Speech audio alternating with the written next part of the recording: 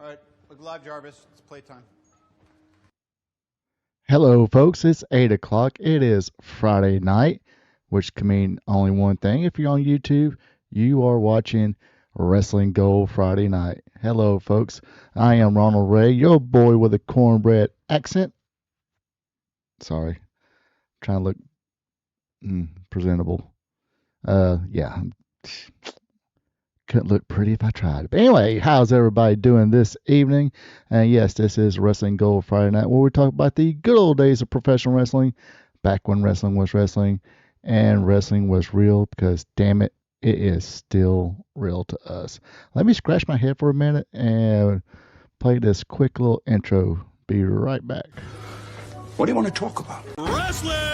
And here! Wrestling? Why? It's wrestling. It's wrestling. Why? Why? Why not? Yeah, why not? Oh boy, oh boy, oh boy, oh boy, oh boy. Why not? Why not? It's fake. Fake? What the hell are you talking about? Fake? It's not fake. Fake. Wrestling's not fake! Okay, wrestling.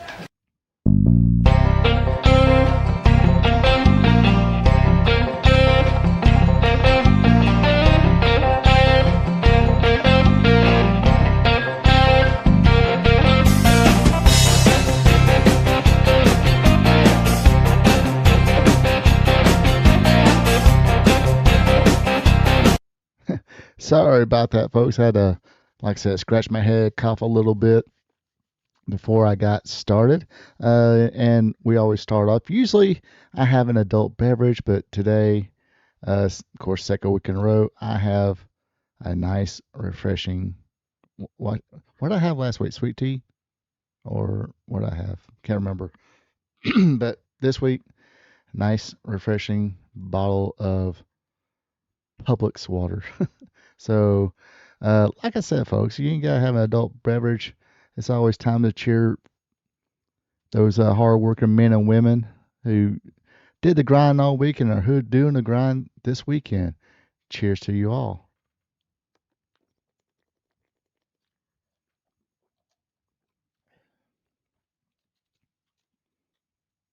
Refreshing. Not as tasty as beer, but, or whiskey. Anyway, who said that? That was me. Anyway, how's everybody doing this evening? Go ahead and get the BS out of the way here. If you're watching this live, join me in the chat. Tell me any memories you have. Ask any questions. Or just be friendly. Say hello. That's always cool as well. I hate looking at myself. But anyway, I don't know if I'm crooked or the camera's crooked, or am I crooked? Just feel uncomfortable for some reason. Anyway, sorry, I'm digressing here, talking to myself. But yeah, like I said, say hello or anything like that. That's always cool. Yeah, long week. Been, like I said, working in the South Carolina territory. For booker and promoter Wall E. Mart. Probably going to be up there for a while. Had a couple victories, so they kind of gave me a little push there. So I think I'll be doing really good in that territory. Like I said, I'll probably be there. I know last night I said probably till early next year. Let's just go with early next year, just to be on the safe side. Yeah, Walmart's usually. I need to go back and see how long it took for me to do the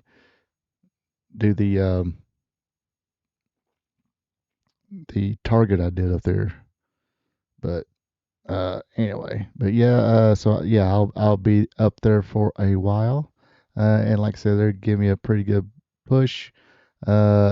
And the way they're going to do it is every other Saturday they will work. So some of the Fridays, of course,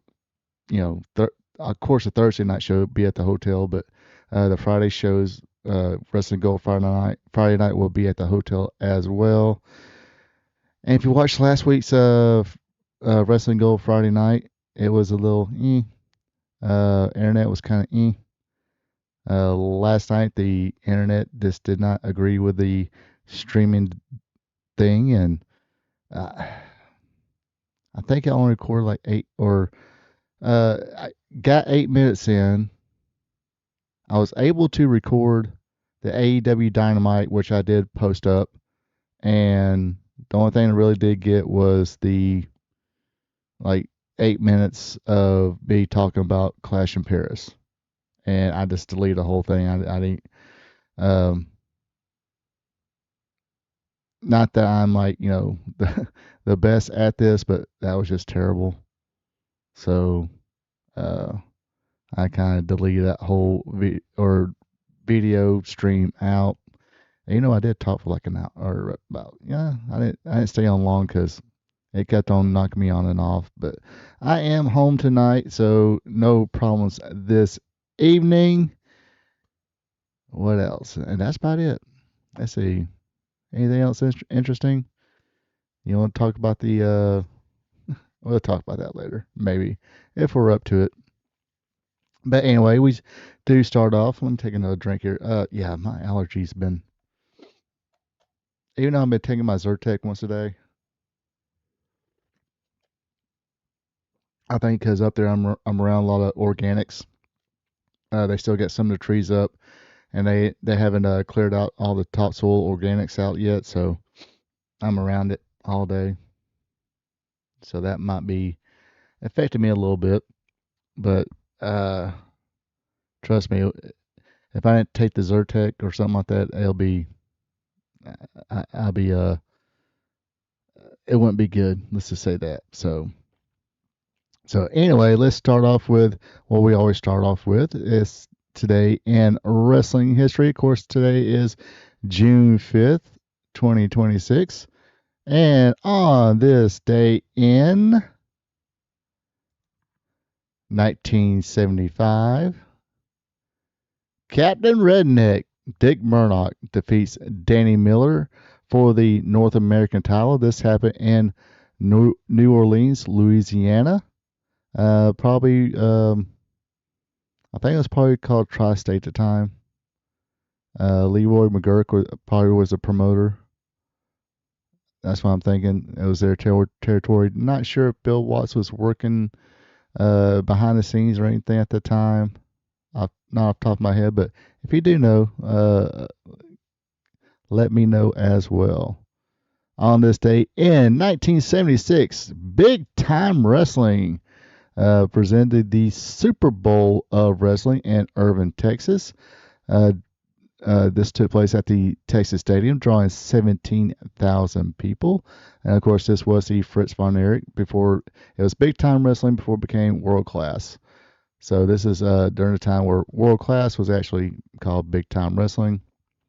Let's see, on that card we had Peter Maivia defeat Don Fargo, Rick Martel win a Broadway with Red Bastien, Rocky Johnson defeated Larry Sharp, Andre the Giant defeated the Mongolian Stomper and J.J. Dillon in a handicap match.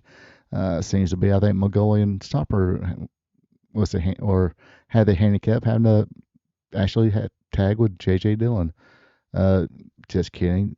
J.J. Dillon was a decent performer. Not as good as Bobby Heenan, but still pretty good. As far as, managers, also being a wrestler, I think Bobby Heenan was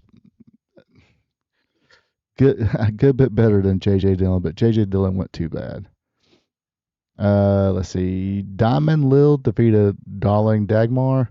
El Santo and Jose Lothario defeated Killer Tim Brooks and Paul Perchman, who grew up to become Buddy Rose. Of course, Jose Lothario, he trained the legendary Shawn Michaels.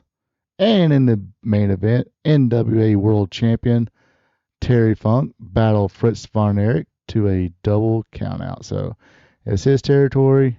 He got the main event match, but NWA said, no, you're not going to be champion right now. So they went the safe route, did a double countout on that one.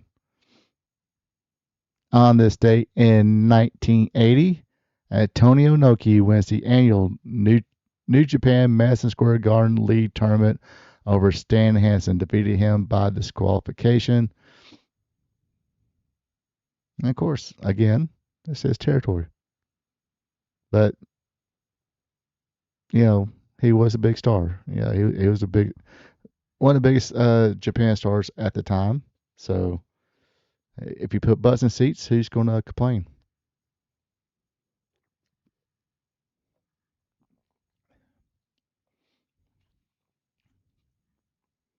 All right. Big historic moment here, and on this date in 1982, Vincent Kennedy McMahon, signed an agreement to purchase Capital Wrestling Corporation from its 4 shareholders, assumed control of the World Wrestling Federation.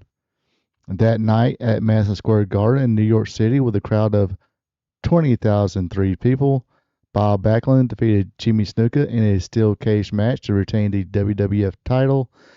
Bob Orton Jr. defeated WWF Intercontinental Champion Pedro Morales by disqualification. Jay and Jules Strongbow defeated Mr. Fuji and Mr. Saito to win the WWF World Tag Team titles. Johnny Ross defeated Quick Rick McGraw. Laurent Sochi defeated Swede Hansen. Salvatore Bellomo defeated Baron Michael Cicluna. Blackjack Mulligan defeated S.T. Jones. Tony Atlas defeated Greg Valentine by disqualification, or by countout, excuse me. Tony Guerrero defeated Adrian Adonis by disqualification. And Steve Travis defeated Charlie Fulton. He was doing one of those big karate kicks, not savate kicks. What was like the Eliminators used to do, or a lot of people in the 90s would do the turning. Looks like that's what he's doing it, or that big, not the ghetto, I guess kind of like an insecurity type kick. So it kind of a drop kick formation, but would just take his foot and hit somebody in the back of the head or in the head somewhere. And a photographer took it in mid motion. I think, trying to think.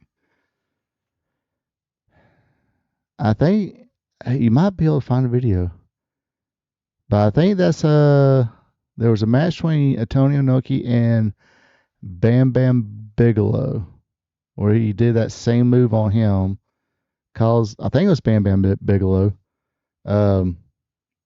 He did that same kick to Bam Bam Bigelow, went to the outside, or Bigelow went to the outside and wound up getting counted out. So I think that was I do believe that's one of his finishing maneuvers.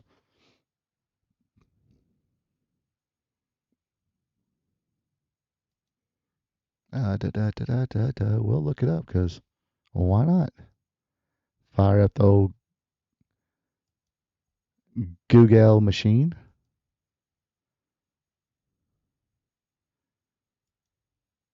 What was that movie called with oh gosh, I can't. Owen something. Yeah, back in his younger days, Tony Inoki would lead the ground for, especially deliver a kick.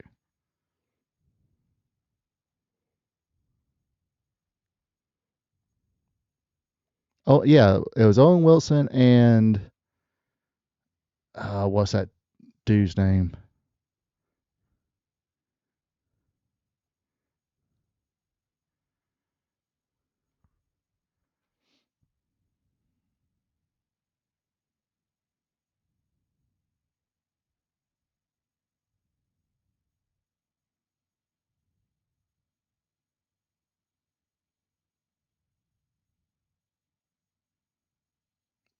So yeah, the Enziguri.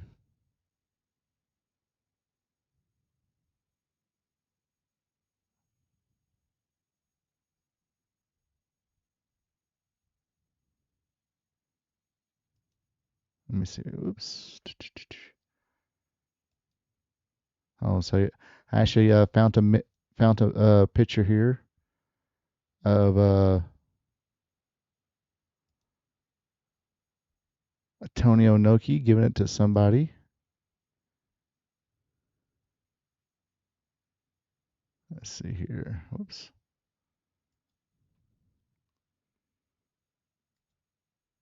Share it with you folks here.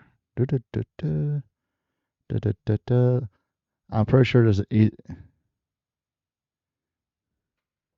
Vince Vaughn. That's it. Vince Vaughn and Owen Wilson. It's called the. It was a movie called The Internship, and where they're trying to get a job at Google, and I guess the guy who was doing an interview and training, whatever, or trying to, like a supervisor, instead of saying Google, he kept on calling it Google. Thank you for applying for Google. To be a part of the Google team. Yeah, so you probably remember the guy kept on saying, instead of Google, he kept on saying Google.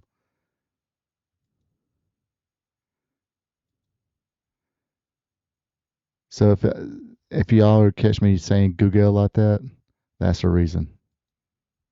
And now you know. And knowing's have to.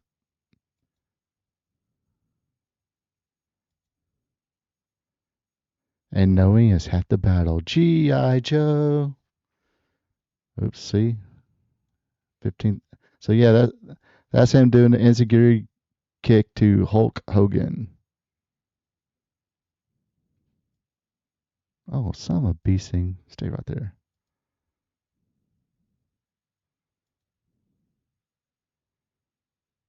Now, I'm not saying he did, I'm not saying Tony Inoki did, suicide dives, moonsaults, and stuff like that, but for a drop kick or a little kick like that, yeah, he left his people a little. He would sell a little bit. Yeah, a little bit. When the time was right, when the mood was right. All right, where was I? Okay, on this day in 1988, in Memphis, Tennessee, at the Mid-South Coliseum, Action Jackson and Billy Travis defeated Robert Fuller and Brian Lee to win the CWA Tag Team titles. I do remember this. Jeff Jarrett, I think he was mostly being a singles now. Billy Travis teamed up with Action Jackson, Scott Steiner. I think it seems to be like some other person he teamed up with to win the CWA tag team titles. And I think he kind of went somewhere else for a little bit. Then the whole USWA came about, went to Texas. I think he wrestled for Texas All-Star Wrestling for a while before Memphis. And in Texas All-Star, he called himself Billy Joe Travis. But when he came to Memphis, they dropped the Joe part and just called him Billy Travis until he turned heel. Then they added the Joe back and so on and so forth. But yeah, remember Robert Fuller and the Tennessee Stud Stable. Robert Fuller, Jimmy Golden, Brian Lee, Sylvia was in it. Downtown Bruno was part of it. I think. Wow, I'm trying to remember here. I think Action Jackson was sort of part of that group, but didn't last long. Turned babyface and wound up starting teaming with Billy Travis, if I remember correctly. That was a story. Then he wound up going back to Texas. When he went back to Texas for a while, what was it for Global or was the tail end of the Jerry Jarrett USWA run where he teamed with Iceman Iceman Parsons teamed with Brickhouse Brown in Memphis as the Blackbirds. But when King Parsons went back to Texas, he teamed with Action Jackson as part of Blackbirds. So, sorry folks, I digress. But yeah, I think that's what happened there. I can't remember off the top of my head. Anyway, last but not least. Oh, that's kind of blurry. On this date in 1997, El Samurai pinned Koji Kanemoto to win the 1997 Top of the Super Junior League Tournament for New Japan Pro Wrestling in Tokyo, Japan at the Budokan Hall, drawing 14,000 people. That's a shit ton of people. But yeah, by the way, yes, El Samurai still got a mask. Koji doesn't have a mask.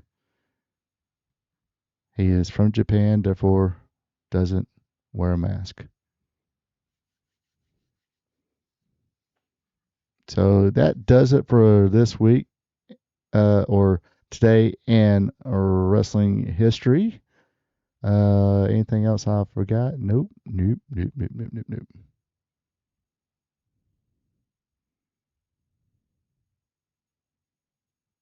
So yeah, this week for our watch along, we got Pro Wrestling Federation, Florida Championship Wrestling. This is where we played an episode for. I think we watched. Okay, the one we're going to watch, we watched the week before at some other time. So this is that following week. I think that's what it is. Just because what happened at the end, or what they showed what happened at the end of the previous week. So I was like, oh yeah, we watched that complete episode, I do believe. And this was the one Dusty Rhodes and another guy kind of started up, but unfortunately it didn't really go nowhere. They had a shit ton of talent though. Had Al Perez, Big Steel Man, who became Tugboat, Dusty, Dustin, Kendall Windham, Diamond Dallas Page managing people. Okay, unfortunately they did have the Nasty Boys. But they had Steve Kern, Mike Graham, some of the people who just, Florida hanger-ons at the time. So that should be interesting. But before we get to that, let me go ahead and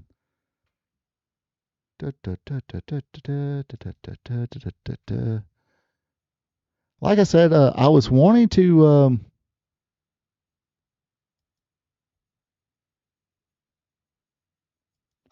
do a promotion called Eastern EC, or I think it was the East Coast Wrestling Alliance. I think that's what it was called. And it had a lot of young indie talent at the time.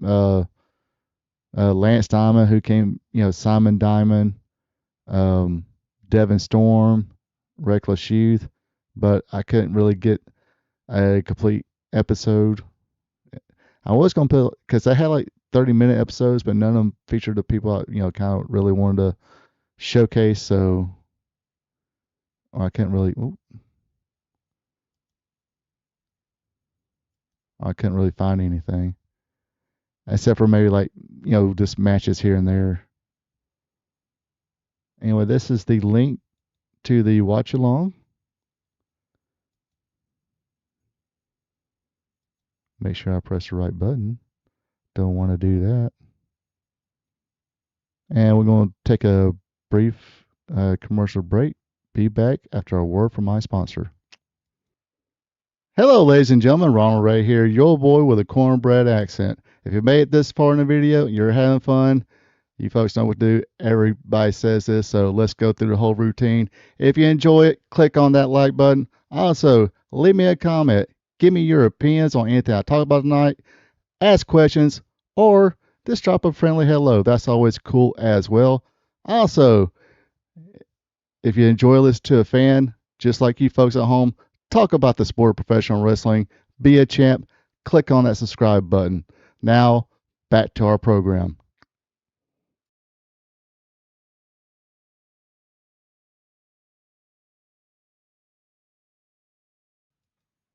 All right, folks. It is that time for our watch along. So, if you would just let me know when you're ready. Like I said, the link is on the chat. Oops.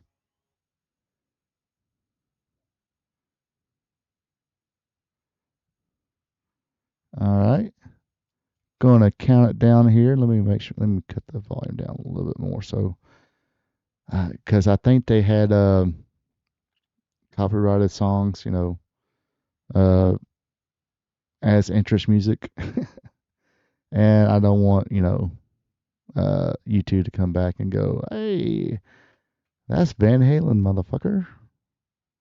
Might want we're going to have to cut that out. That's what it says in the email. That's Van Halen, or like I said, the UWF one I did.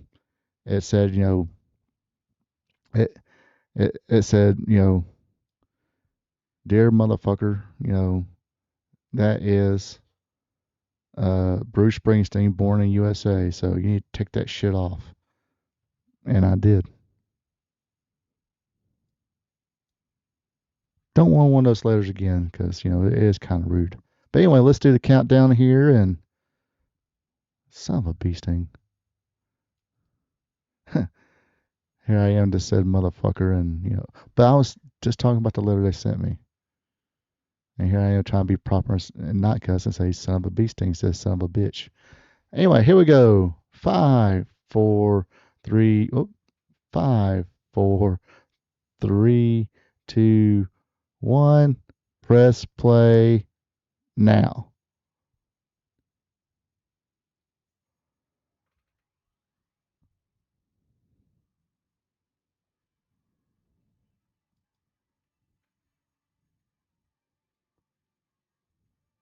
Thank you, 106. It'll pop up again.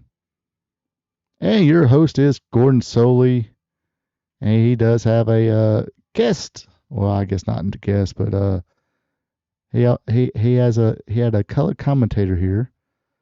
Some kid, gosh, can't think of his name. Diamond, or is it Goldie Gold Page, or Diamond Dallas Page? Yeah. Gosh, where we're having that kid.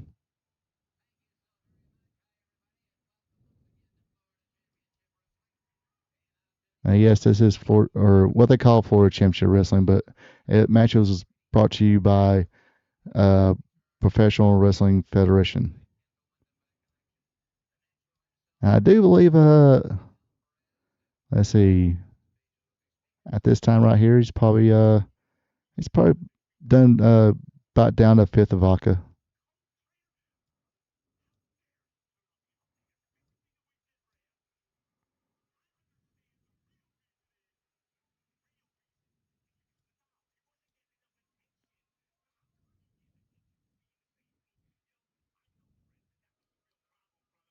And yes, this is screaming late 80s, early 90s. Look at those freaking sunglasses.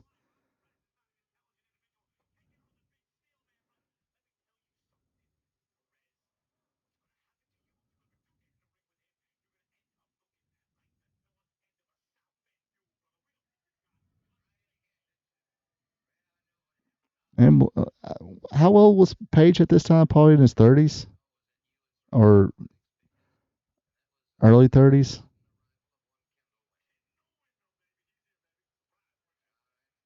Okay, maybe late 20s, early 30s. He was like running nightclubs at the same time. So yeah, I think this is the end of the one episode we all seen beforehand, and there's Kendall Windham coming in and putting a whooping on the natural Dustin Rhodes. He's saying, "Your daddy should book my brother Barry Windham to be world champion, asshole." That's probably what he was saying there. That's the reason a couple of those kicks looked a little snug.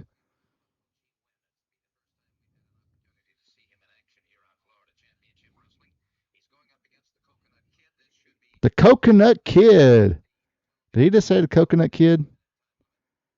Coconut Kid, of course, the coconut champion of the world. He's ate more coconuts than anybody. And there he is, the legendary manager, Sir Oliver Humperdinck.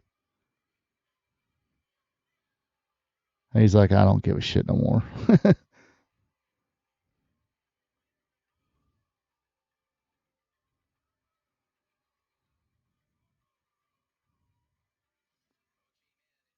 And I think this was after his little run with Bam Bam Bigelow in WWF.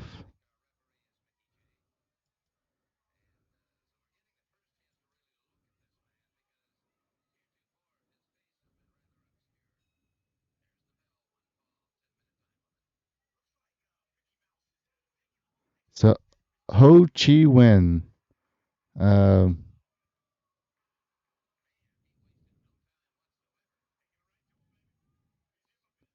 can't really say I am that familiar with his career beyond this. And of course, Coconut Kid, man. That's what Coconut Kid. Even though he looks probably about mid 20s, in this one he was reason I kept calling him Kid because he was a kid when he became the coconut eating champion of the world. They kind of did it a little differently in the Isle of Samoa. You had to not only eat before you eat the coconut, you had to climb up the tree, get the coconut, bring it down, eat it real quick, climb back up. It's very, very, very rough, very competitive, and wow, he just got missed a huge drop kick and landing right in the back of his coconut. But yes, in one sitting and within 15 minutes, ate 250 coconuts. Yes, record that's never going to be beaten, I don't think. And he did this at 7 years old. That's the reason they keep calling him the Coconut Kid.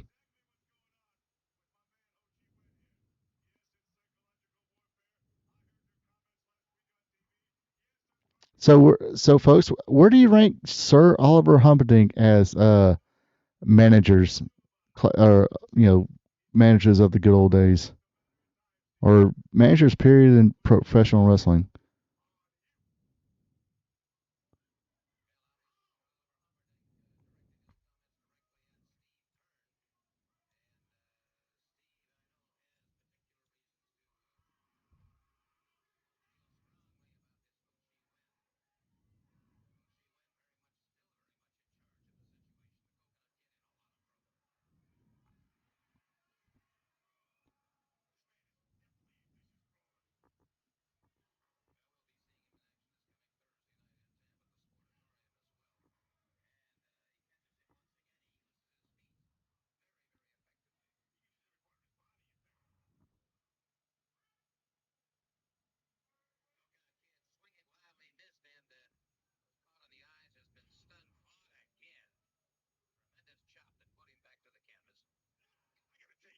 Yeah, I mean, the reason I really can't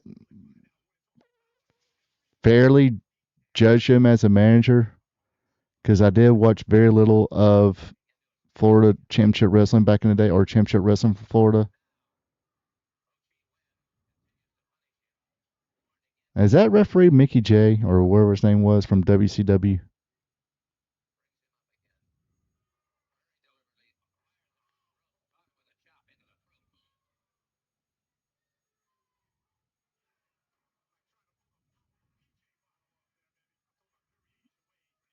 Uh, going for the coup de grace.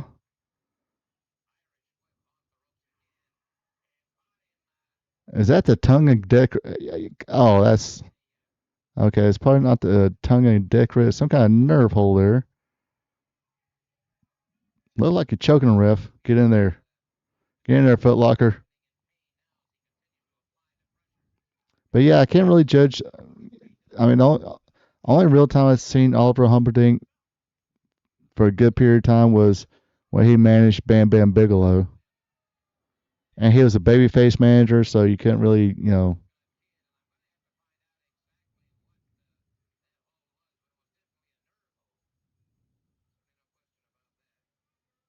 But yeah, I mean, you got Bobby Heenan, Grand Wizard. You got Jimmy Hart, Jim Cornette. I mean, these are not in no particular order. Paul Heyman, um, Gary Hart, Paul Ellering.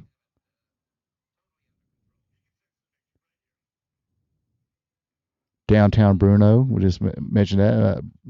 Bruno definitely kind of underrated. Don't get talked about enough, but he was very entertaining as a manager.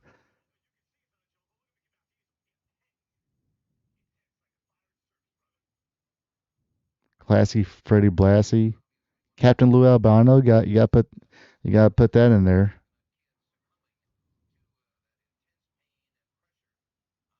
He said, "No, I tap, brother. I'm good. I'm gonna go eat me another 250 coconuts."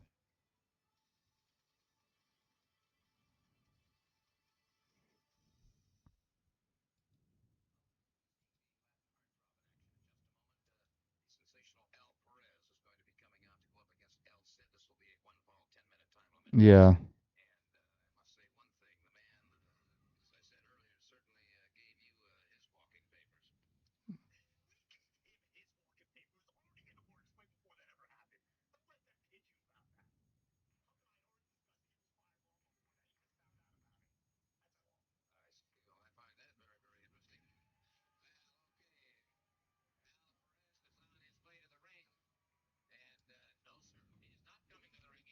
Now I will say Al Perez is one of those. How they miss on that prospect? I guess it was from what I'm hearing and read is sort of more him.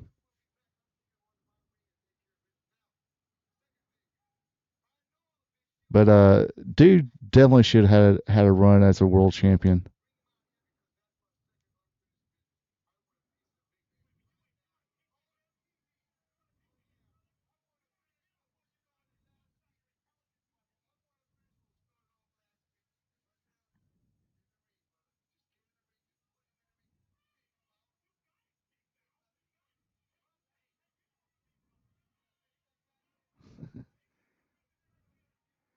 And that's the thing. Al Perez, I mean, he uh he took business very seriously. Let's just put it that way.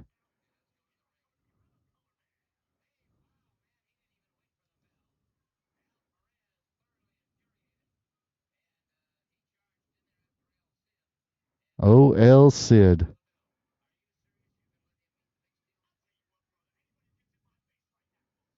which in Mexico he was El Sid Vicious, but when he came here, it's like, no, you can't call yourself Sid Vicious, or even if there's L part, because you had a rock star named Sid Vicious, and you had another wrestler run around calling himself Sid Vicious. So you got to dump the vicious part and just call you El Cid. And right now you don't look too vicious.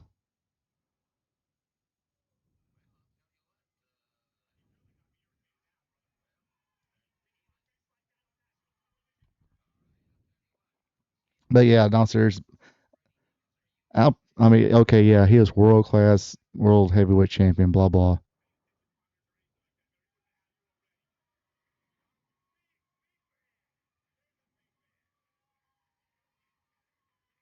Yeah, I mean, he had a good manager. I mean, he was with Gary Hart. The nucleus was there. It's just,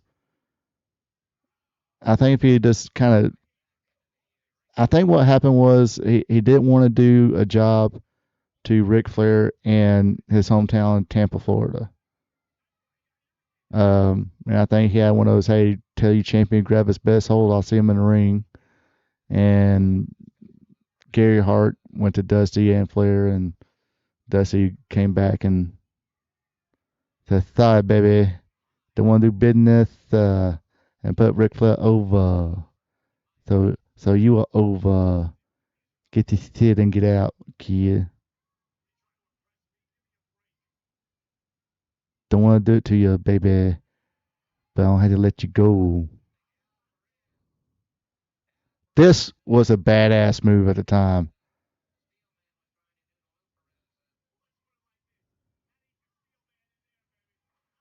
I always thought that move kicked ass. the Alleyplex. I think speaking of Sid Vicious, Sid Vicious did use it. I mean, use it for a setup move most of the time. I think he probably used it for a finisher when he's Lord Humongous, maybe. Maybe a couple times when he was Memphis with as Sid Vicious, but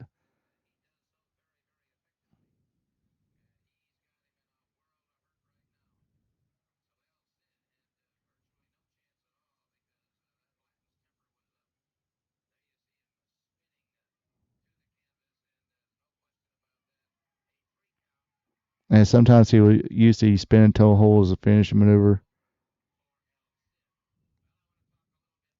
But he wound up going to WWF and unfortunately got bit with that injury bug.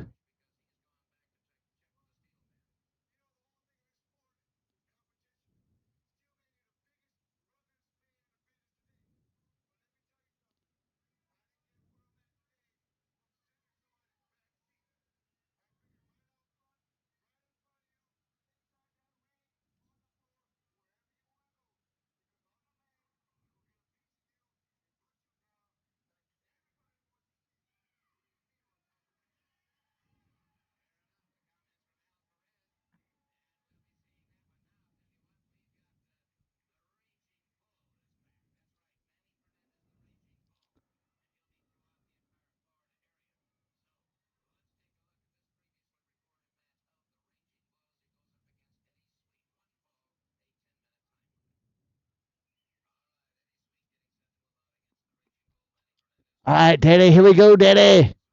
Got Raging Bull, Manny Fernandez there, Daddy. I am the bull, and I rage. That's why they call me the Raging Bull, Daddy.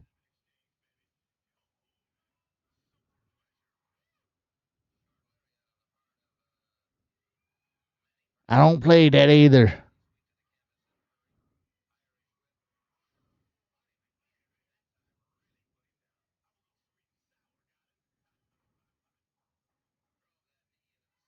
I think he's a Vietnam War veteran as well.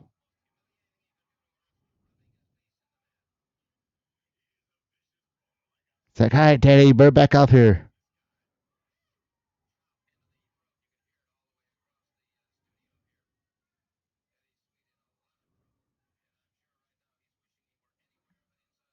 Yeah, Daddy, that fine burrito, Daddy.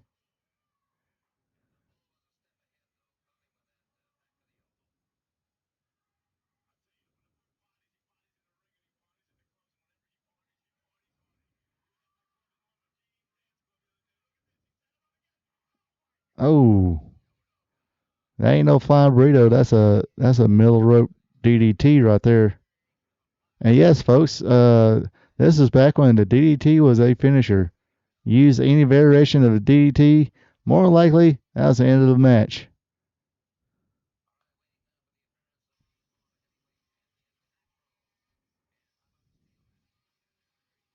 It's the natural Dustin Rhodes. Dude is still wrestling to this is 1989. I think he started in 88 officially. And now it's 2026 and he's still going at it.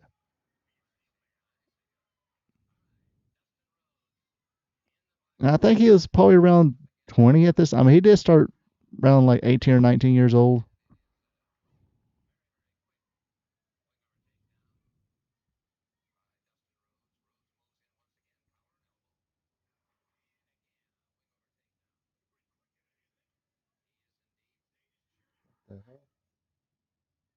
The fuck is that? To fetch?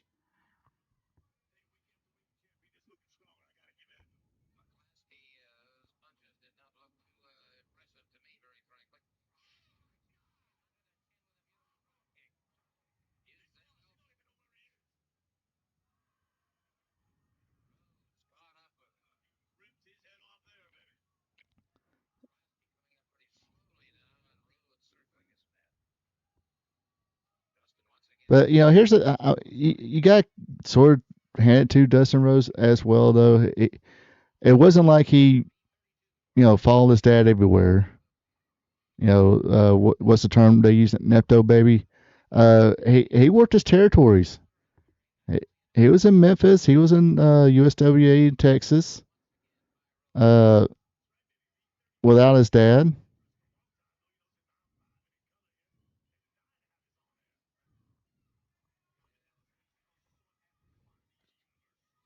So he went out and basically learned not to be, without his dad, telling people what to do.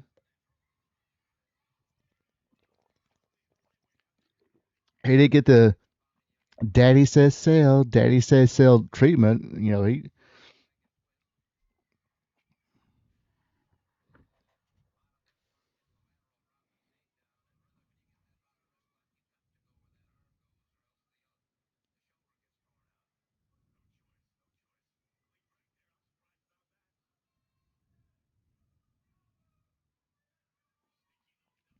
And I think they're still in the studios. Dustin did team up with Women. Dustin did team up with Kendall Windham. They were called the Texas Broncos for a short time, and I think it was like a tail end of Crockett. It was still the NWA, but I'm not sure if they was still Jim Crockett Promotions or Ted Turner owned at the time. Yeah, he is.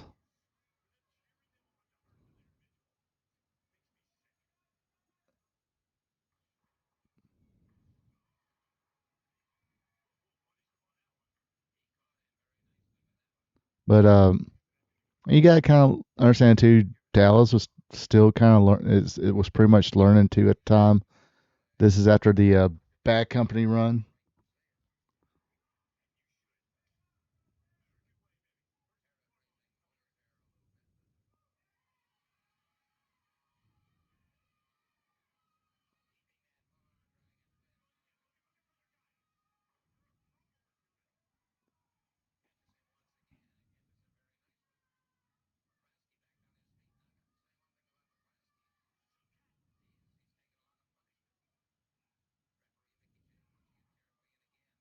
Yeah, that's his name. What did I call him? Mickey D at first or Mickey J? Mickey J, who works at Mickey D's. So yes, let's go ahead and say thank you to 106 North Albany for uploading this video that we are borrowing. Which you gotta click the link. He gets the views. We just get to talk about it.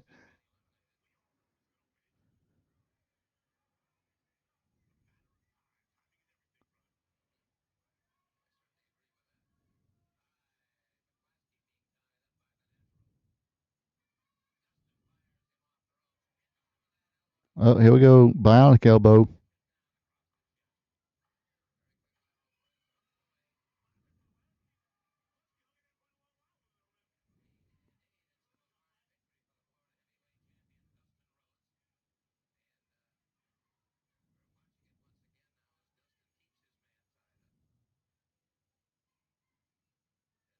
It's like, all right, baby, time to end this.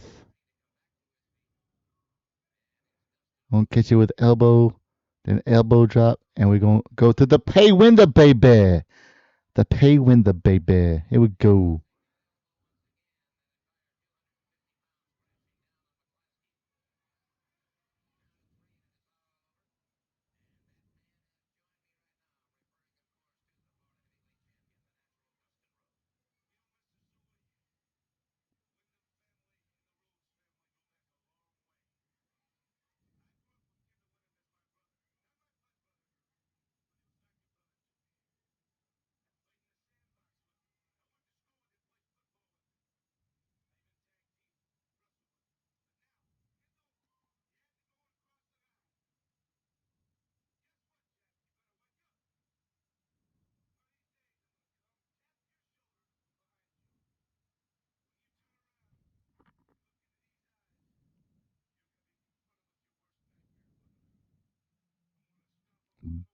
Brother.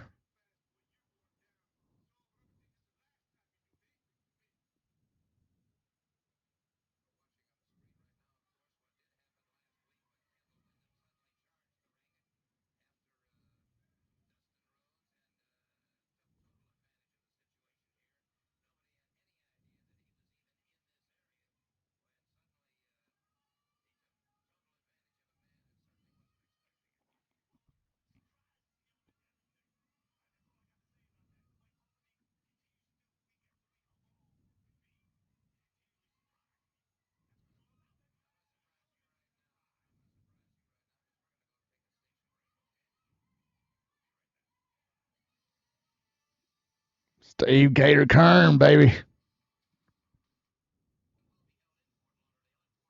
All right.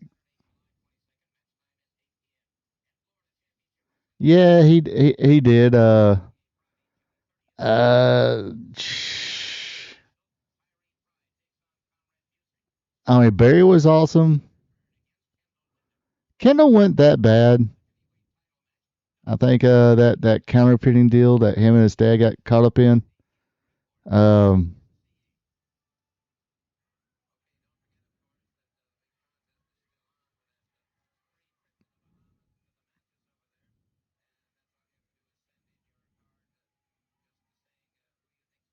but yeah, heck, I remember.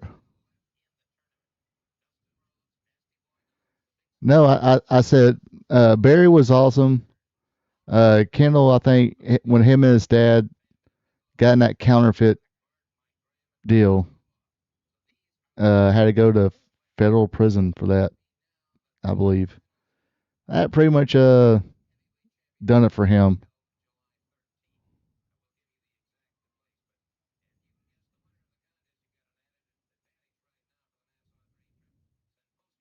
And it could have been one of those deals too, where it could have been kind of like his brother Barry if he had a couple $1,000s in the bank and a pretty girl on his arm. He was good. But nah, yeah, Kendall was not. Yeah, Barry had a way better career than Kendall.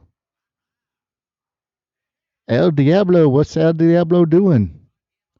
That's Steve Gator Kern. He is no longer fabulous. He's a gator hunter now. You gonna fuck around and find out in a minute, El Diablo. Nah, Dustin had a better career. Oh, you think Dustin had a better career than Barry?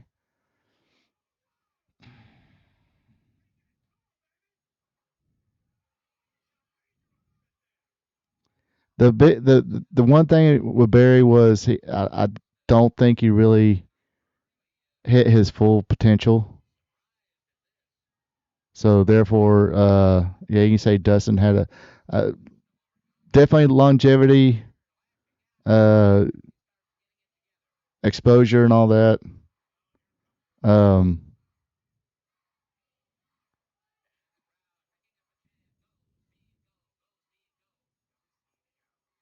but yeah, yeah, I would rather watch Barry, but Dustin did have a better career. Barry should have been. He's one of those other guys. I was kind of thinking about it the other day. You know how you go through social media and you see these little questions pop up, stuff like that. And I forgot what question it was, and I was like thinking, back in '86, Magnum had his accident, and they wound up having um, Flair go up against Nikita at Starrcade '86 main event, and ended it in a double count outs, double disqualification, smiles, whatever. See that? See, told you, El Diablo. You have to round now. That forearm's called the find out forearm. But yeah, Dustin was, thanks to the Goldust character too. You gotta put that in there. But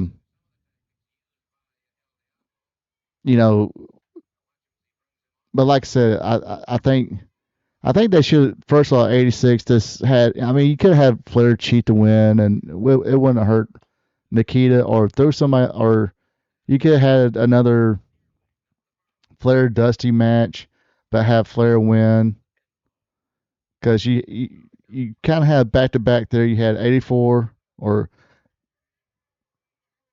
well, I guess back to back. You had '84 Flair Dusty, the $1 Million Challenge, and it got stopped because of bleeding. Um, so then the next year you had the Dusty, '85 you had the Dusty finish where you had the ref bumps and everything else, and everybody went home thinking Dusty won the world title. But cut on TV that weekend, it was like, no, they had to give the title back to to Flair. They should arena match. They could have had Flair dropped the TV title, or not Flair. Dusty dropped the TV title back to Tully. Have a Flair Dusty match. Flair goes over. Then from there on, 86 to 87 build up. Build up Barry Windham.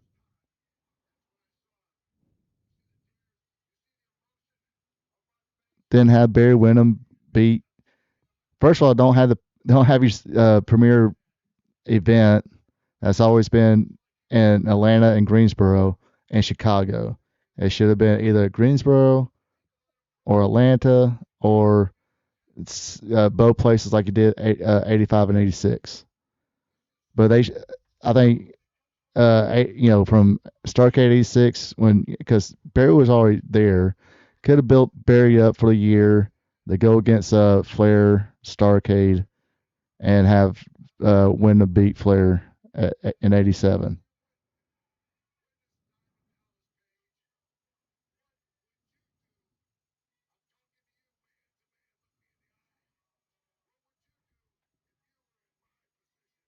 Um, I don't know. I mean, Cody turned out good. Dustin was good. I'm not saying Dustin was bad, but I was just a bigger fan of Barry Windham. Uh, and I think so far, Cody's had a couple of daughters, so I don't know. Not saying they won't get into it. I mean, look at Charlotte Flair. I think Dusty has a couple of grandsons that might be doing it now, but who knows where that's going? Um, but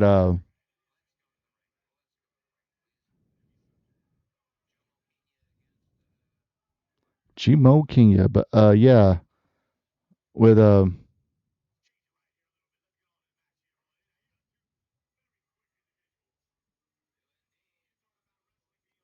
yeah, I mean, but that was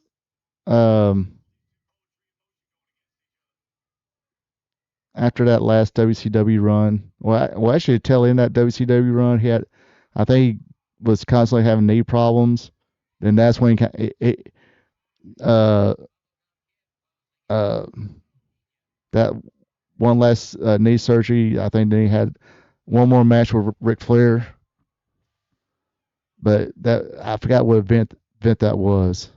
It wasn't the one where Flair. It might have been one where Flair beat him for the NWA World Title. Might have been like a rematch or something like that event later on. But is that Jim Backlund or somebody else? Yeah, I think that's Jimmy Del Rey against the Bubblegum Kid is actually Brett Wayne Sawyer. Now back to the Barry Windham thing. But yeah, right there, I mean, he talked about it in a shoot interview. He was about as big as his dad was. So yeah, the guy in the blue panties, they call him the Bubblegum Kid, but that's actually Brett Wayne Sawyer. And Jomo Kenya is a Gigolo Jimmy Del Rey, or Jim Backlund at the time. But Brett Wayne Sawyer, he's the brother of Buzz Sawyer. He had a hell of a drop kick. Brett Wayne did. I'm not sure if he was able to get up at this point. Up, threw him over top rope. That's his qualification.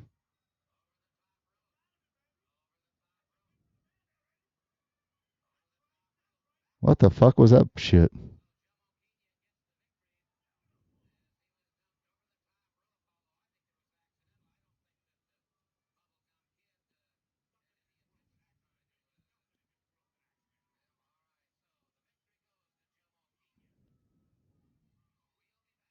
but when yeah, he gained all that weight. I mean, he wound up did losing a good bit of it when he came back as a stalker and Blackjack Wyndham.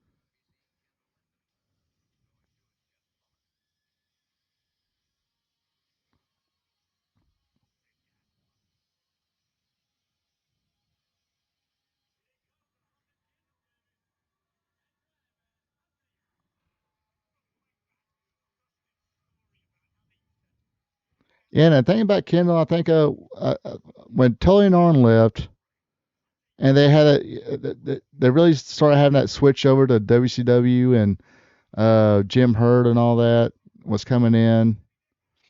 Dusty was out.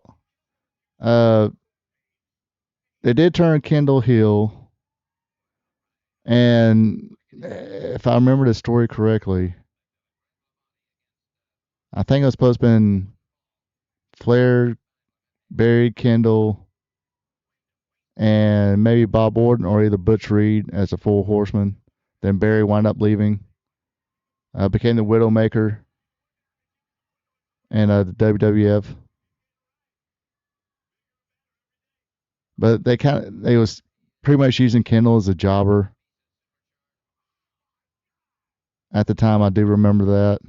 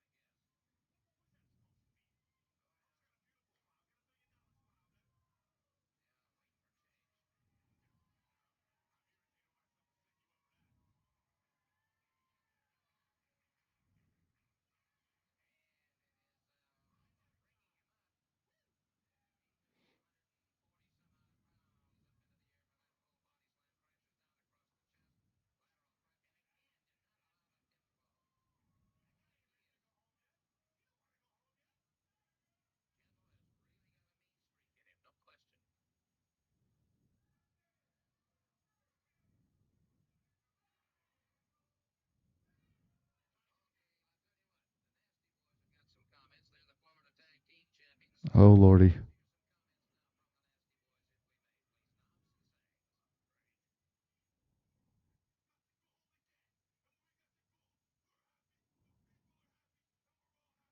I wasn't too happy.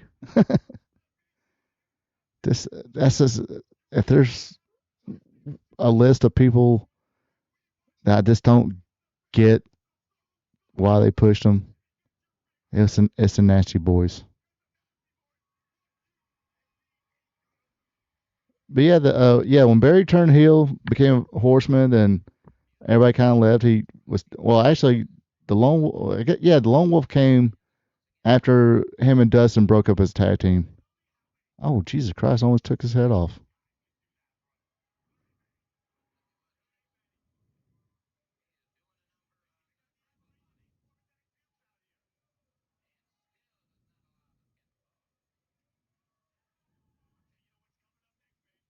But yeah, the Lone Wolf area where he basically by himself became the NWA World Champion, but defeated Muda. Yeah, 93.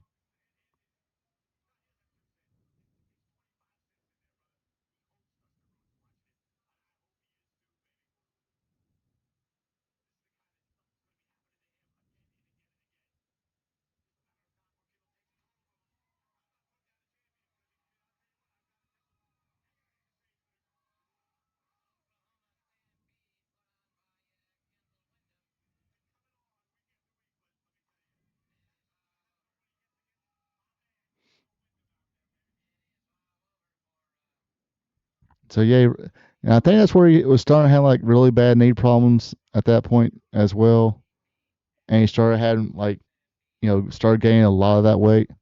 And he talked about in his interview that he was about as big as his dad at that point.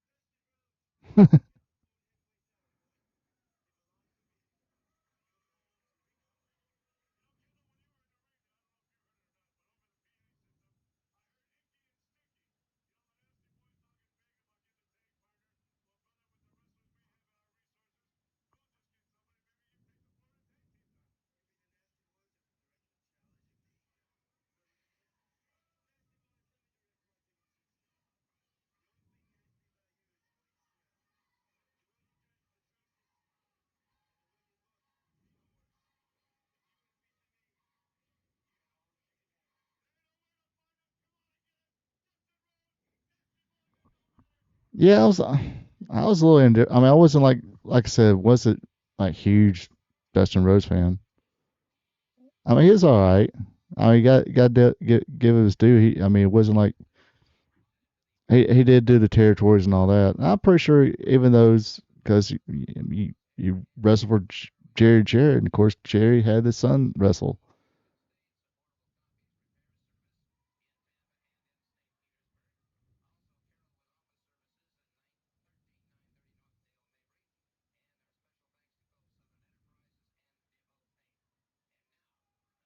But yeah, wasn't that big of the whole Goldust thing. I mean, it had its moments. It was kind of funny, but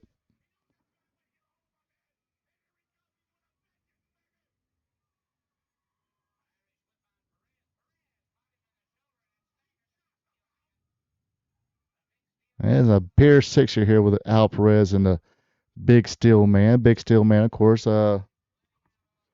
After this little run right here, he would go to the WWF as Tugboat. Before this, he was Big Bubba, not Big Bubba Rogers. Is Big Bubba.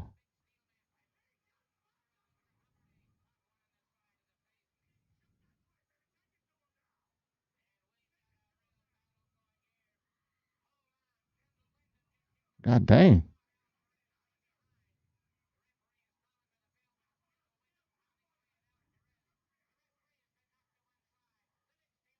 No, I mean he definitely wasn't his dad.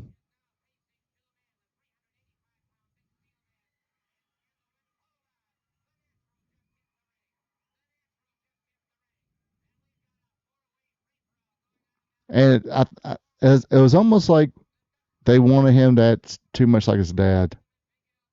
And of course, Dusty was here at the time too, except for the part where I guess he got fired for that. You know, uh, what was it, the King of the Road match or whatever with him and Jimmy Golden was in the back of that truck and fought. And the get this, the pay per view was called Uncensored, kind of a thing, kind of knockoff of because ECW was getting a whole lot of steam. They were white hot at the moment, so they thought, well, you know what, we're gonna have this pay per view called Uncensored. Anything goes, gimmick matches, anything goes, as long as nobody bleeds. And I think, was it just Dustin um and Jimmy Golden both bled. But yeah, they both want to. I think they both wind up getting fired. Yeah, but yeah. Al Perez had just turned babyface right here. Um, he had legit cousin Lou Perez that was wrestling at the time, and I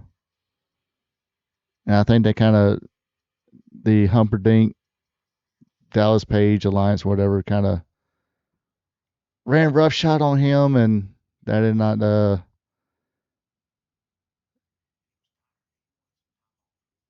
that did not suit well with Al, and that wound up turning him babyface. Not too many times. Not too many times. Or especially when he finally got into his own thing, and even with Gary Hart's manager, kind of came into his own. Yeah, this was one of the very few times he was actually babyface.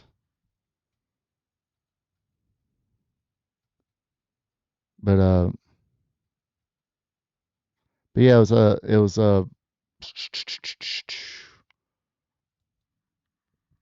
yeah, Dustin and Jimmy Golden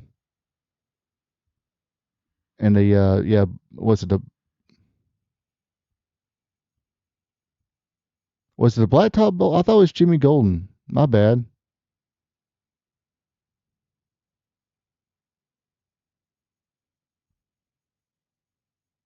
I thought it was Jimmy Golden in that match, or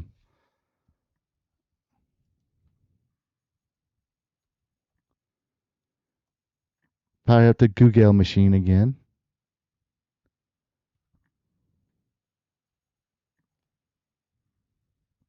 Bunkhouse Buck. That's what he was called in WCW. Bunkhouse.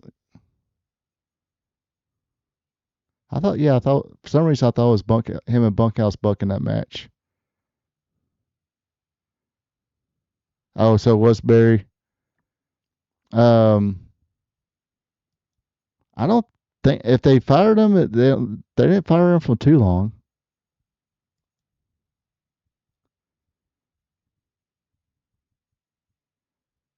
Because it seemed like he came, just right on back.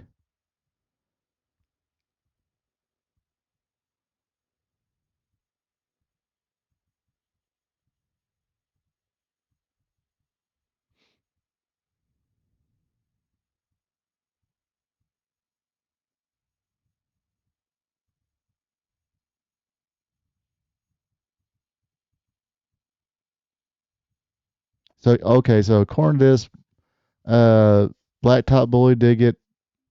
They both got fired because both of them bladed.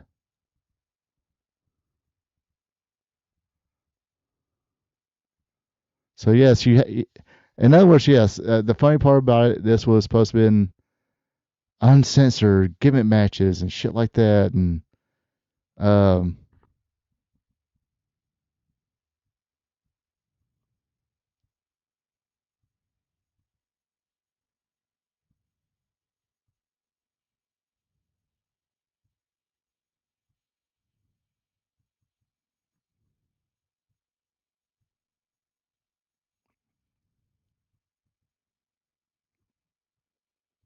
but yeah, it resulted in both Rhodes and Blacktop Bully being fired from the company, which they both bladed. But I don't think he was fired for too long. I think.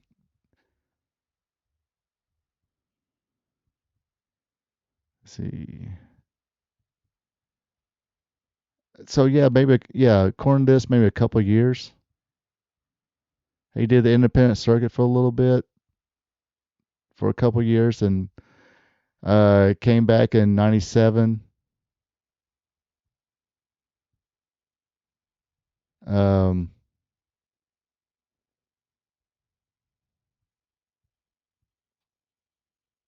Mr. Hole in One Barry Darso, where he was a golfer, and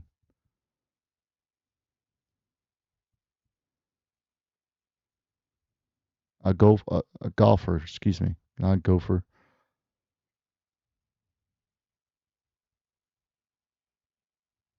But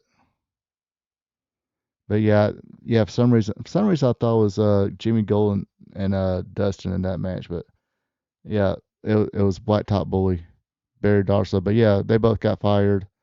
That's where Dustin became Gold Dust.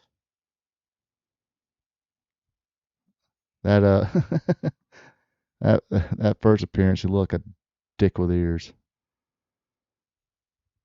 But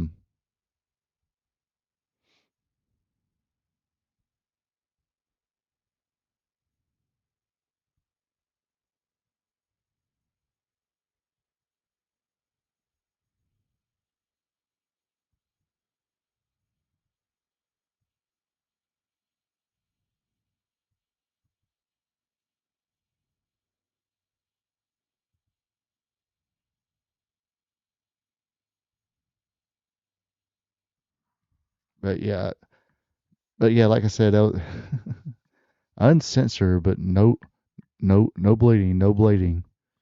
We're not going to do that's against corporate policy. Just out of curiosity. Okay, so I'm bringing up the what do we have here? So besides the dart matches, so you have Blacktop Bully versus Dustin Rhodes, King of the Road match.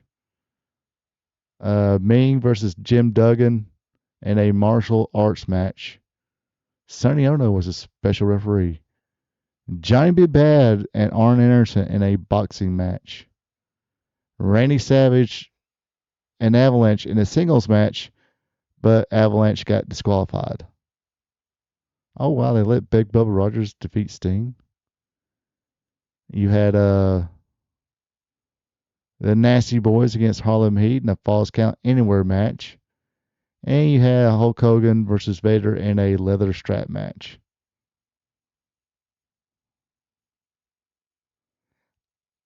Me neither. I mean, I think they did a pretty good job of hiding it.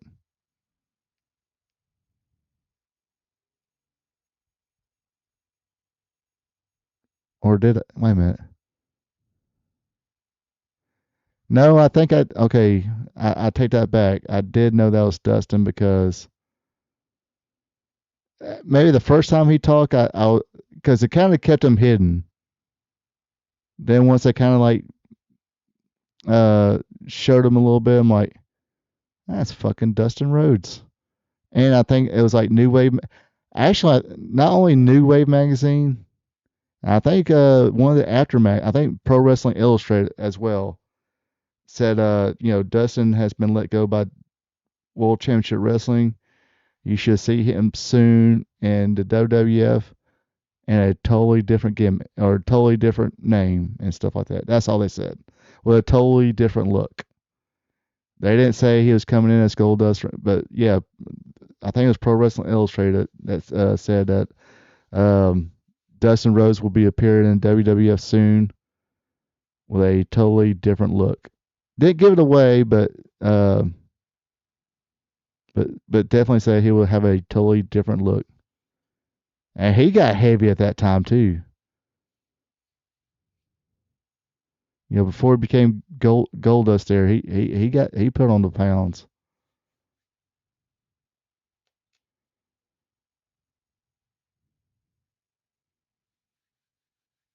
Then they try to, repackage him as Dustin Runnels. Didn't quite work out. Then the artist formerly known as Goldust. That didn't do him no favors either.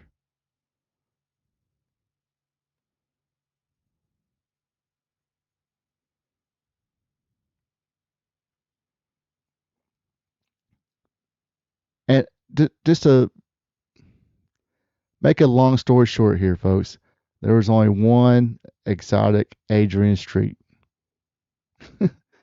Often duplicated but never as great as the exotic one, Adrian Street.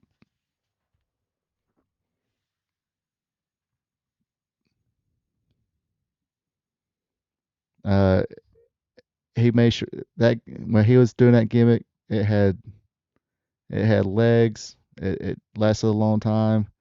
He never did change it. I mean, he changed babyface heel, but he never did.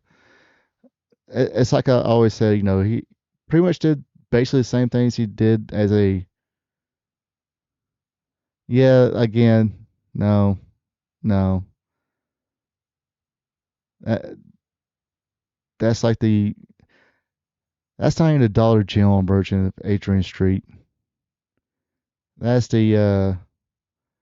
That's the Dollar Tree version of Adrian Street.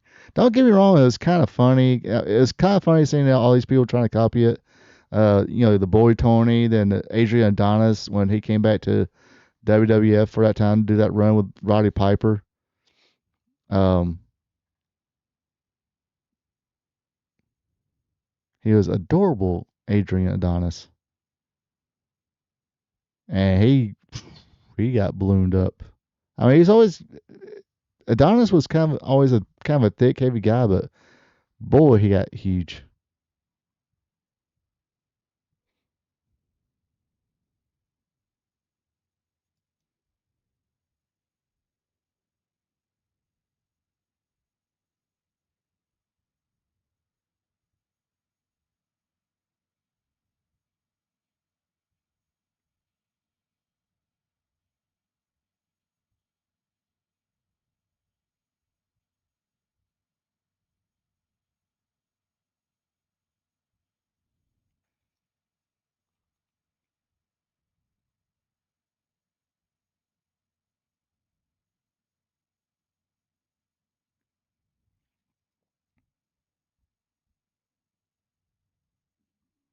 But yeah, yeah, Adonis is. It's kind of hard to forget about him. WrestleMania 3, him and Piper getting his head shaved.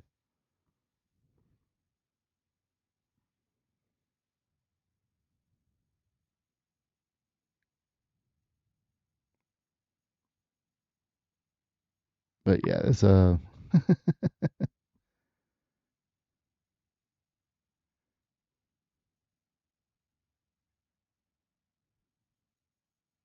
yep, the hair match.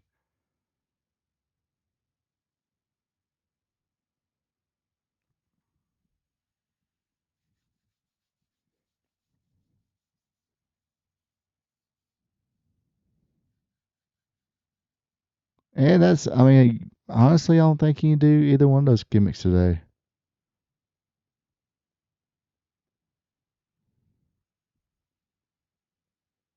I mean, Velveteen Dream tried,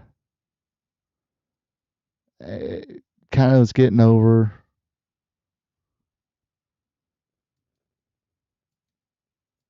Um, wow. So yeah, Dustin is 57 now, and still wrestles on occasion.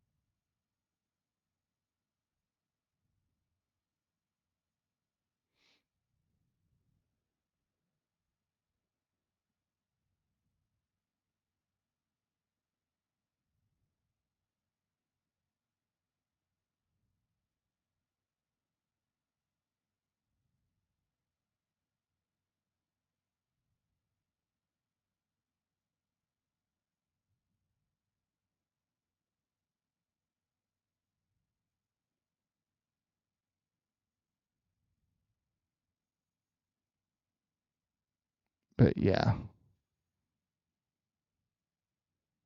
Yeah, and even though that's really him, yeah, has anybody I don't even think he's not I don't think he's not in AEW no more.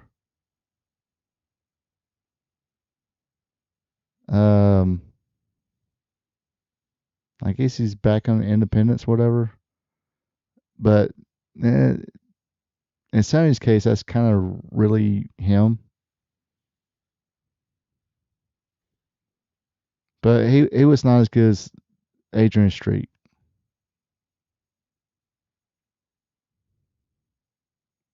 It's one thing to have a gimmick and able to be kind of believable in the ring and have good matches. Because I've seen a few interviews where they said, don't let that gimmick fool you. Adrian Street could take care of himself.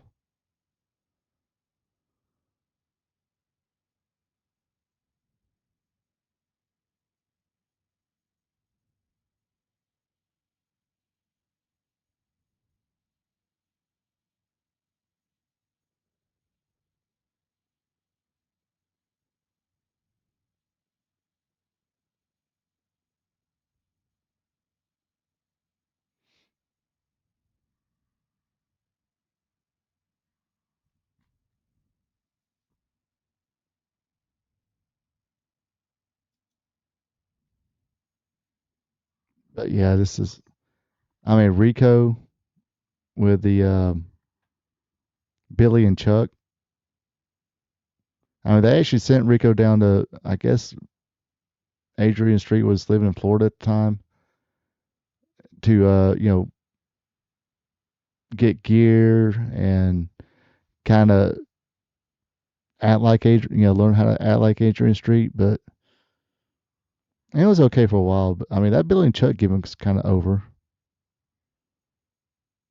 It got, I think, if I remember correctly, that gimmick won WWE a GLAAD award. Then that following week, when they was supposed to get married, I was like, "No, I can't marry you. I'm straight. I'm married to a woman."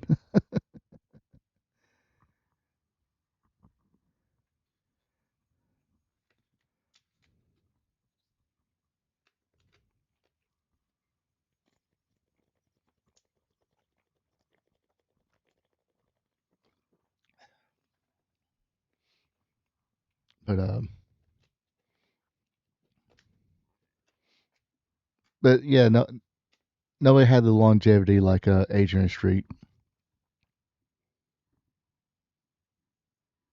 That's just all I'm saying. Which he did have the benefit of territories, and he owned the name, owned the music, everything. So he didn't have that. Okay, you're our wrestler. Here's your contract. We own your gimmick and everything. No, it wasn't like that back in the day. You kind of owned your own shit.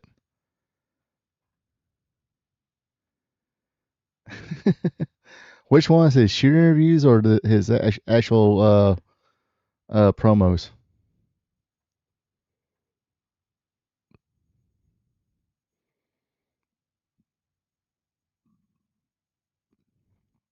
But what was I saying before?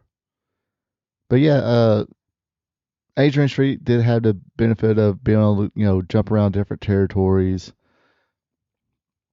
and then come back around, go back around again. Yeah. The shit was on, man. Fuck that Triple H. I wanted to whoop his ass.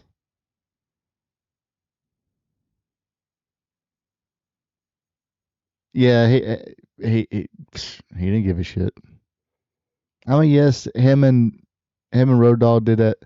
Okay, him and Road Dogg together had FU Jim Ross and Triple H, WWF, Vince, and all that when they was in TNA. Then I guess they went to rehab, sobered up a little bit, did another shoot interview, going, "We're sorry." Yeah, you know, very good entertainment game, fun matches. Um, like I said, didn't really, even though he went babyface and heel, switched a few times, didn't really change what he did in the ring. I think the only thing that really changed, he didn't use Miss Linda as a stepping stool, the as a step to get on the ring apron. And they were, they were a package deal too. I mean, um,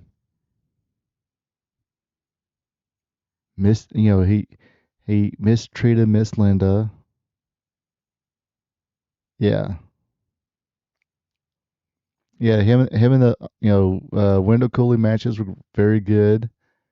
Uh, Austin Idol, the Terry Taylor match, following him winning or straight winning the Mid South TV medallion.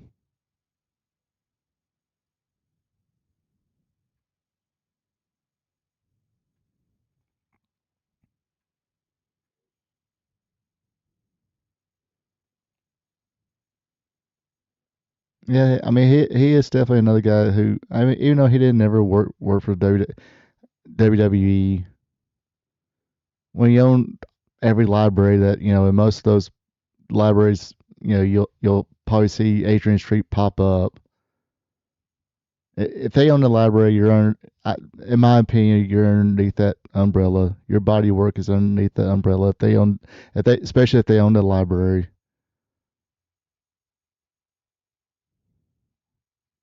So yeah, it sucks that he didn't get in a Hall of Fame. Since he had probably not the first one to use that. I mean, I guess Gorgeous George used that gimmick kind of first, but Street took it to another level.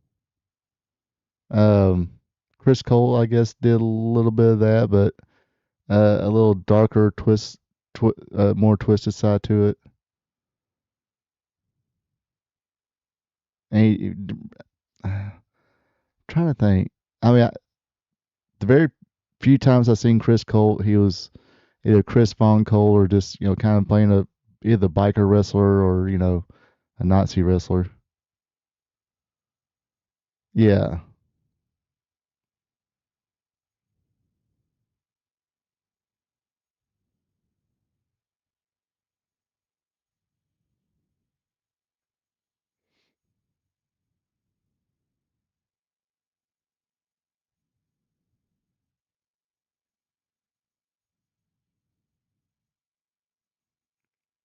but but um but yeah, I don't think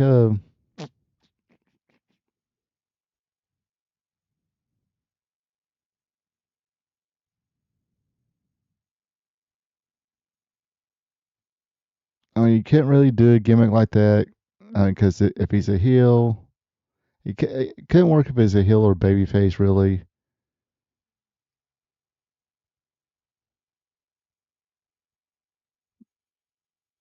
because whoever his straight opponent is, they'll say sissy or whatever, and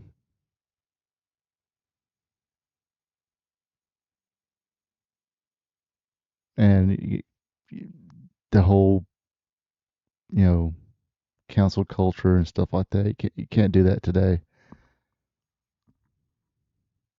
and I don't think there's really anybody who really could do it.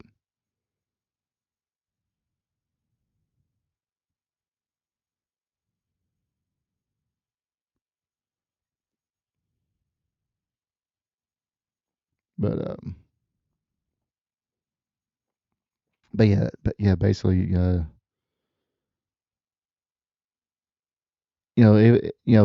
Goldust thing, short stint, whatever.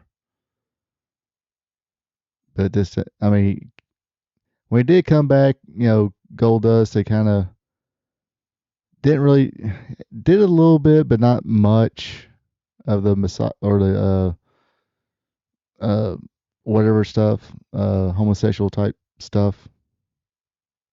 Um, a little bit, but not much. They did the Tourette's thing. and kind of made him this kind of a regular wrestler that would just do a couple of the Goldust things.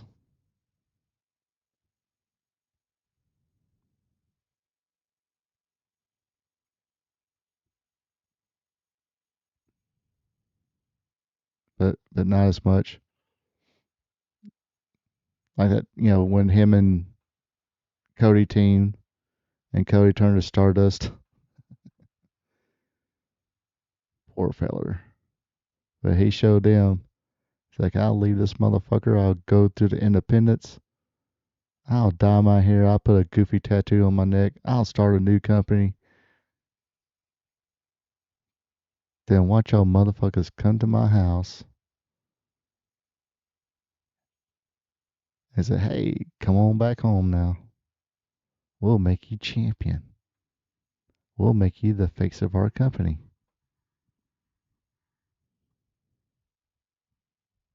We'll give you a podcast.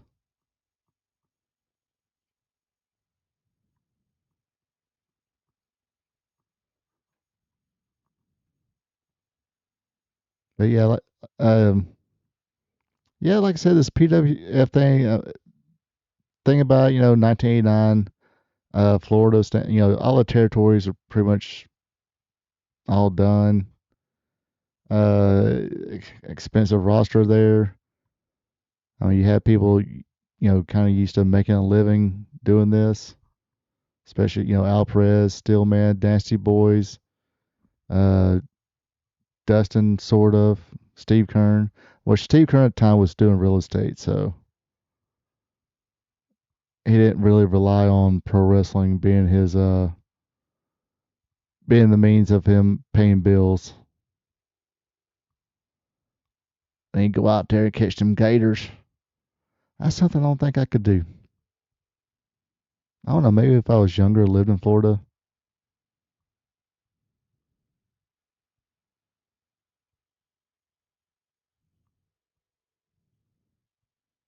I guess if I was just a product of that environment, I probably could. Kind of like the rodeo thing. Don't think I can do it. I know, by the way, I'm almost finished with Yellowstone.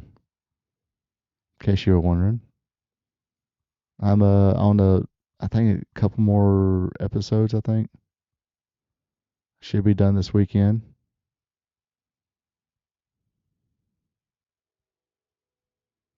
Yeah, he went to after this he went to WWF. Was Tugboat, Hulk Hogan's friend, turned against Hogan, became Typhoon, teamed with um, Earthquake, became the Natural Disasters.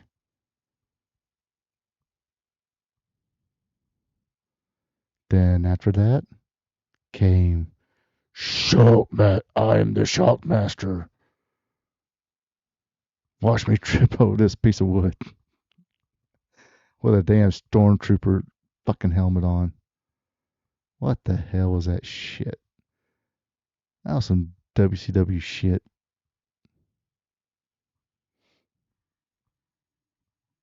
Yeah, sometimes WCW stuff was kind of.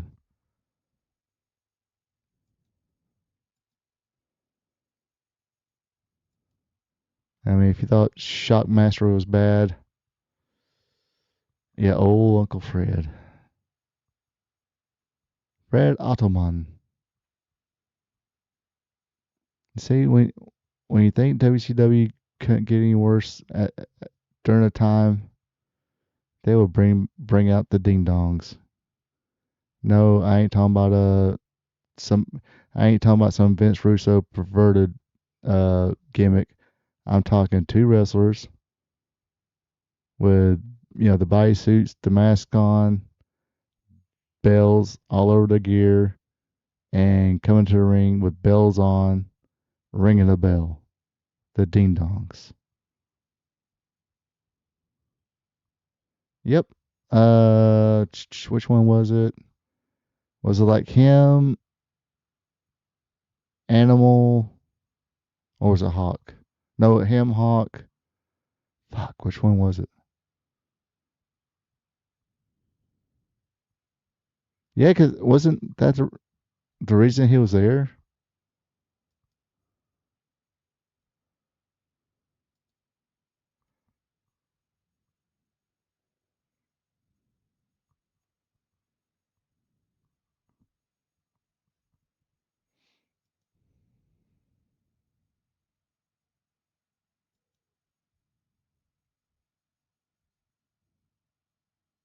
Wow, I did not know he was trained by Boris Malenko.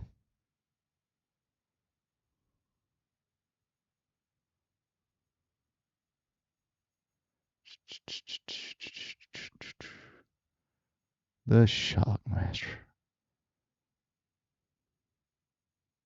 Oh, so never mind. It was Sting, Dustin, Davey Boy Smith, and the Shockmaster against Sid Vicious, Big Van Vader, and Harlem Heat.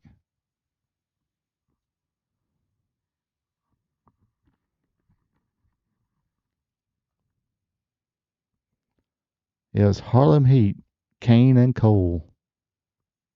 Yes, 93.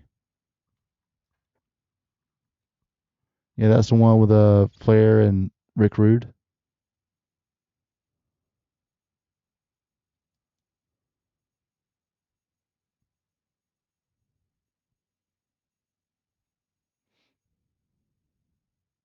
Oh yeah, so Road Warrior Animal was there,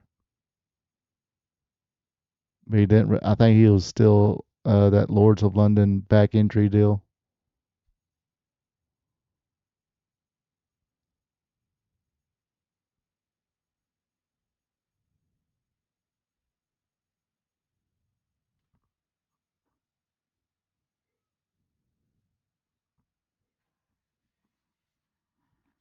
And I was watching some WCW, I think 92, 91, 92.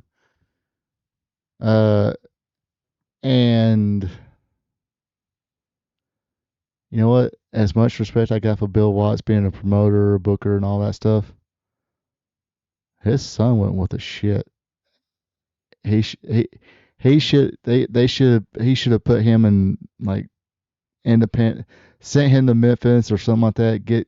Uh get trained up before he came to WCW because god dang he he it's different. Again, this is one of those things you watch things different. Not saying that I sit there and watch Bill, Eric Watts going, oh wow, Eric Watts, woohoo, or anything like that. I was like, eh, Eric Watts, Bill Watts' son. I like Bill Watts, but then you watch it now and that different lens and stuff like that, and it's like, oh my gosh, that dude was fucking horrible. And I was just looking over that pay per view in a dark match. Poor Bobby Eaton had to do a submission, uh, or Eric Watts had, defeated Bobby Eaton by submission because he was using an STF. Uh, but you had Lord Steven Regal against Ricky Steamboat. That's where Regal won the TV title. Then you had Charlie Norris against Biz Guy, but you had Too Cold Scorpio and Marcus Bagwell against Equalizer and Paul Orndorff. Uh, you know, 3 out of 4 ain't bad. Marcus wasn't that bad this time. Ice Train against Shanghai Pierce. Nasty Boys with Missy Hyatt defeated Arn Anderson and Paul Roma. Cactus Jack defeated Yoshi Kwan, who was Chris Champion. Rick Rude defeated Ric Flair for the WCW International World Heavyweight title, which was the big gold belt. Then you had Sting's team beat the Masters of the Power Bomb.